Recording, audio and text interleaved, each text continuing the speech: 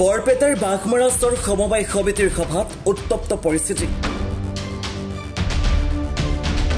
উল্লেখ্য যে জ্যেষ্ঠ পৰিদৰ্শক আহিছিল সমবায় সমিতিৰ উত্থাপিত দুৰ্নীতিৰ অভিযোগৰ তদন্তৰ বাবে।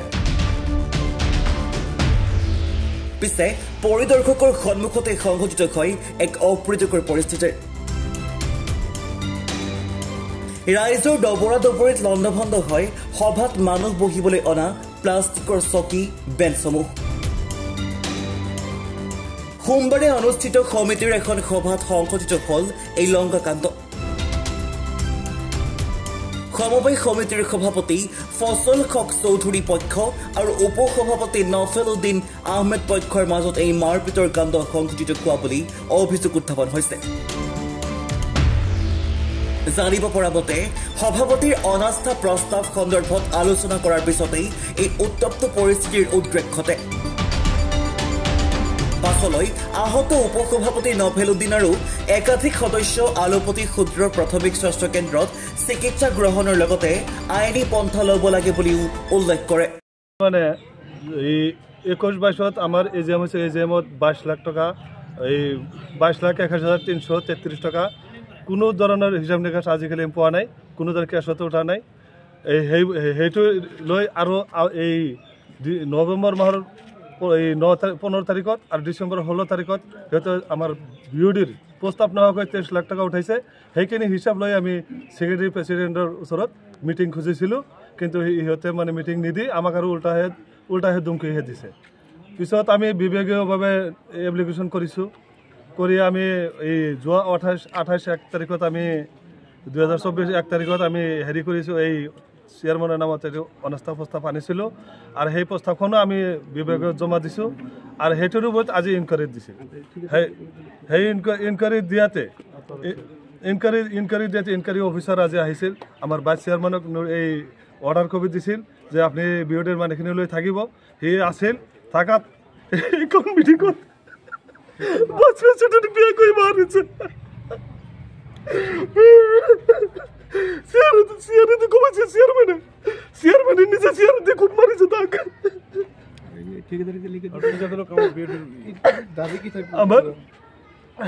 আমাৰ এই চেয়াৰমেনে আৰু 3জনমান এই বেয়া মানুহৰ লগত লৈ যায়।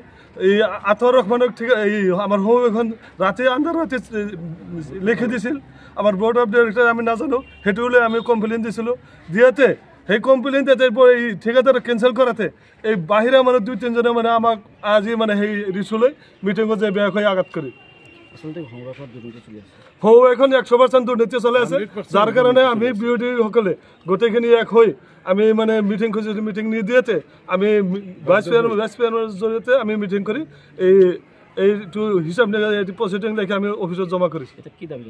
এতিয়া আমি দাবী জনাওঁ, আজিৰ যিটো দুষ্কৃতি চেয়াৰমেনৰ ফজল হক চৌধুৰীৰ নেতৃত্বত ইহঁতৰ ভাই যিবিলাক গুণ্ডা বাহিনী আছে, সিহঁতে যে আজি আমাৰ ভাইচ চেয়াৰমেনক যিধৰণে অফিচৰ মাজতে আমাৰ কাৰ্যালয়ৰ মাজত আঘাত কৰি যিধৰণে বেয়া কৰি হেৰি কৰিছে, তাৰ কাৰণে আমি এই আইনগতভাৱে ব্যৱস্থা খুজিছোঁ আৰু চেয়াৰমেনৰ ওপৰত যাতে উচিত তদন্ত হৈ চেয়াৰমেনৰ যাতে আইনগত ব্যৱস্থা হয়, এইটো আমি দাবী জনাইছোঁ।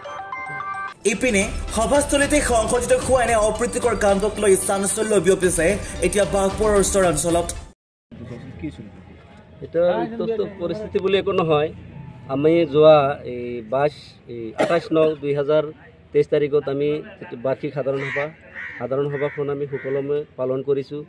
তাৰ লগতে আমি মাহেকীয়া যিটো এই বিউডিৰ মিটিংবিলাকো আমি মাহেকীয়া ৰেগুলাৰলি কৰি আছোঁ। ইমান সুন্দৰকৈ পৰিচালনা কৰি আছোঁ আমাৰ সমবায়খন।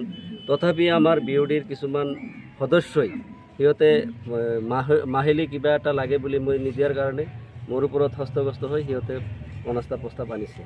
এই অনাস্থা প্ৰস্তাৱ আনিছে। ইয়াৰ উপৰিও সিহঁতে সমবায়ৰ ওপৰত বিউডিৰ মেম্বাৰসকলে এটা ইনকুৱাৰী বহাইছে। এই ক্ষেত্ৰত আমাৰ বিউডিৰ সদস্যসকলক লৈ আজি এটা ইয়াতে মিটিং হ'ল। মিটিং মানে আপোনাৰ পৰ্যবেক্ষকসকলে আহিছিল, অহাৰ সময়ত তেতিয়া আলোচনা হ'ল। সিহঁতে যে প্ৰচিডিং বুক অৰ্থাৎ প্ৰতিবেদন বহি যিটো জমা দিছে তাৰ ওপৰত পৰ্যালোচনা হ'ল। পৰ্যালোচনাৰ অন্তত আলোচনা কৰি আহোঁতে 5 নম্বৰ না 6 নম্বৰ প্ৰস্তাৱত অনাস্থা প্ৰস্তাৱৰ যিটো বিষয় এই বিষয়টো আলোচনা হোৱাৰ সময়ত মই কৈছিলোঁ যে এই অনাস্থা প্ৰস্তাৱ কেনেকৈ আহে, যেহেতু সভাপতি আছে, সভাপতি এপশ্যনত সভাপতিক আণ্ডাৰত ৰাখি কেনেকৈ অনাস্থা প্ৰস্তাৱ আহিব পাৰে। এইটো কোৱাৰ লগে লগে বাকী সদস্যবিলাকে একেবাৰে জাঙুৰ খাই উঠিছে মোৰ ওপৰত। জাঙুৰ খাই উঠি প্ৰায় এই আধা ঘণ্টামান সময় মোক এই আমাৰ সমবায় অফিচত এই বন্ধ কোঠাত আবদ্ধ কৰি ৰাখিছিল আৰু লাষ্টত হুলস্থুলীয়া এটা বাহিৰৰ পৰা হুলস্থুলীয়া পৰিৱেশৰ সৃষ্টি হোৱাৰ পিছত সিহঁতে মোক ঘৰৰ পৰা মানে সমবায় অফিচৰ পৰা মোক বাহিৰলৈ ওলাই আনিছে। এইটোৱেই আছিলে পৰিস্থিতিৰ আজিৰ যিটো অৱস্থা। আপোনালোকে এটা অভিযোগ দিছে যে সিহঁতে কিবা বিচাৰে, কি বিচাৰে? সিহঁতে মানে প্ৰত্যেক মাহতে এটা মাহিলী কিবা এটা দি থাকিব লাগে। কি দিব লাগে? এটা মাহিলী মানে কিবা মানে অৰ্থনৈতিক সহায় কৰিব লাগে বা মাহিলী মানে বাৰ্তা এটা দিব লাগে। কিন্তু সমবায় আজি আধাৰ কাৰ্ড লিংক থকাৰ সকলোৱে ৰেচন কাৰ্ড আধাৰ কাৰ্ড লিংক হোৱাৰ কাৰণে সময়ত তেনেকুৱা ইনকাম নাই। মই দিব নোৱাৰাৰ কাৰণে সিহঁতে মোৰ ওপৰত হস্তগস্ত হৈ প্ৰত্যেকটো মুহূৰ্তে মোৰ লগত লাগি আছে। তেখেতসকলে বিচৰা ধন নিদিয়াৰ কাৰণে আপোনালোকে? হয়, তেখেতসকলে সিহঁতে বিচৰাখিনি মই দিব নোৱাৰাৰ কাৰণে সিহঁতে মোৰ ওপৰত এনে অনাস্থা প্ৰস্তাৱ আনিছে। আজি আমাৰ সমবায়ৰ এখন মিটিং আছিল, ইনকুৱাৰী মিটিংখন চলি অৱস্থাত আমাৰ বিউডিৰ মেম্বাৰবিলাকে প্ৰেচিডেণ্টৰ অনাস্থা সিহঁতে খুজিছে, কিন্তু অফিচিয়েলিভাৱে কোনো অৰ্ডাৰ দিয়া নাই।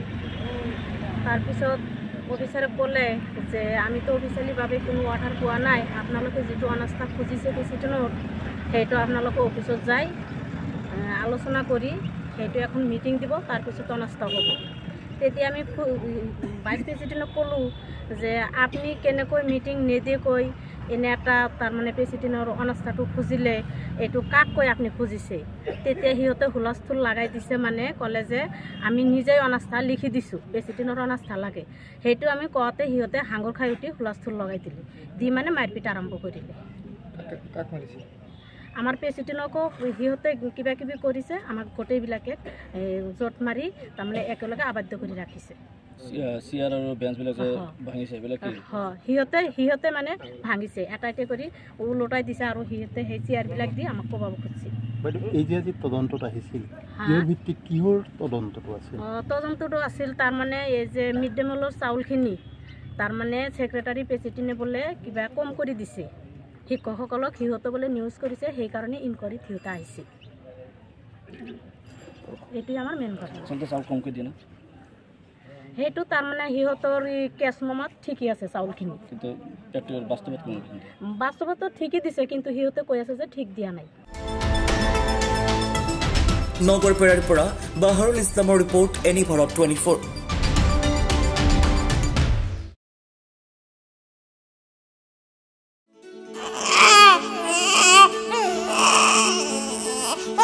অভিনন্দন, আপোনাৰ এজনী ছোৱালী জন্ম হৈছে।